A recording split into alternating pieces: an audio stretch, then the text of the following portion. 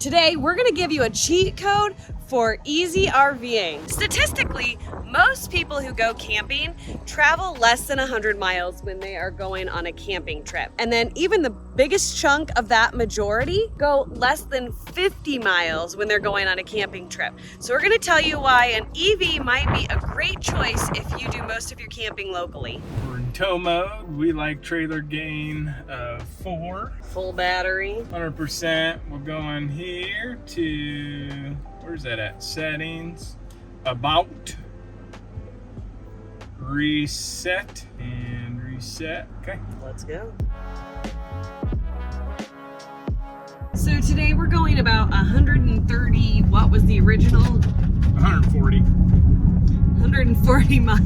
Maybe we'll wait till we're off this road. Look at the phone. It's just so bad. There's no way it's gonna correct for that. We are going about 140 miles this weekend to a soccer game. That is further, like I said earlier, than most people are gonna go on weekend camping trips. We just kind of wanted to show this trip, we're gonna get to go no stops. We're gonna be able to drive straight through, get to the campground, plug in the car, and then go about our business. So really it ends up being easier than a gas vehicle because we don't have to worry about gas once we get there. We'll wake up in the morning, we'll have a full charge, and then we just do our thing, and then we'll be able to have the charge that we need to be able to drive back home. Especially if you're only going 50 or 100 miles, it gets even easier. So we're just gonna show you that today. Wahoo!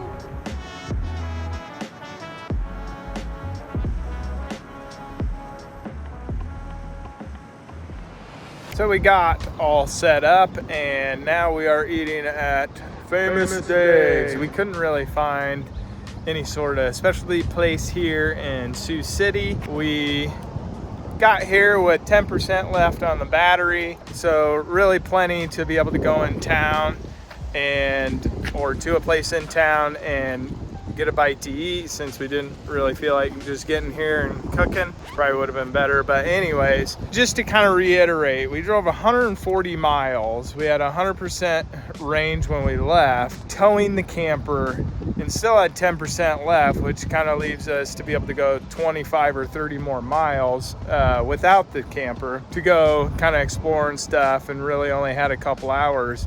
But I really do think that this is a way better way to tow a camper for most of Americans. I know some people go thousands and thousands of miles with their camper, and this probably isn't the right thing to do for that. But just understanding the majority of people that tow a camper or go camping is only less than 100 miles away. So we overshot at 40 miles, and even the higher majority of people within that is actually less than 50, which is like 32% of people. So this is a total cheat code because you do not have to stop at a gas station or anything like that. You just plug in at the campground, and when you wake up, we'll have 85% in the morning, and then we do have to take off tomorrow. So in between soccer games, we will plug back in and get it up to 100% so we can make it back to home. So cheat code, electric vehicle, towing a camper, really nice. So if you're from Sioux City, please tell us a good place to eat in Sioux City that isn't very well known, not a place like this. We really tried to find a place, but couldn't really find anything just off of Google. So we chose something that we were familiar with, and that is Famous Dave's.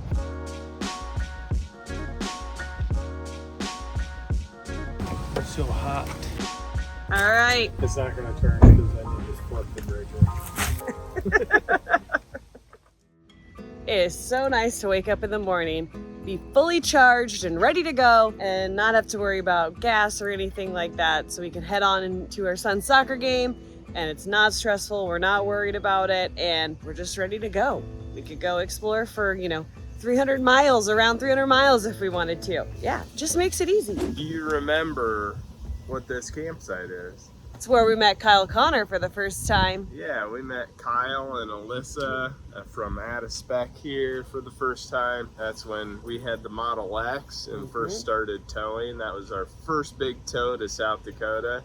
Yep. And on the way back, we met them. That was a cool experience. They came to see our setup and do a little video for Inside EVs at the time. Like, Yeah. that was first experience, and then hung out with Kyle several times since then. And Yeah, I've been blessed to know him and Alyssa. yeah, so we've been here before.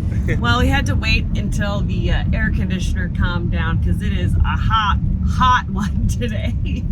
We are on our way home. We did a little more driving around than we thought we were going to do while we were there, to go out to lunch with some of Oliver's teammates. So we didn't quite get to the 100% charge that we were wanting. So we're keeping our fingers crossed that with the heat and with the not having got to 100%, that we won't have to stop and charge. But even if we do, it's just going to be for a couple minutes.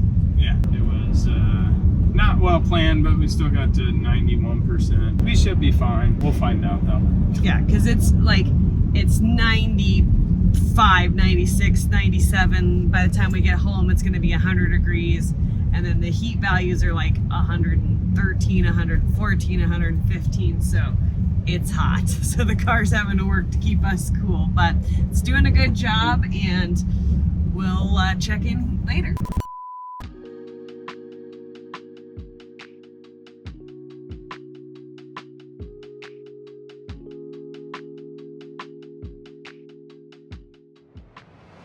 Well, I guess it looks like we didn't really need to worry about it.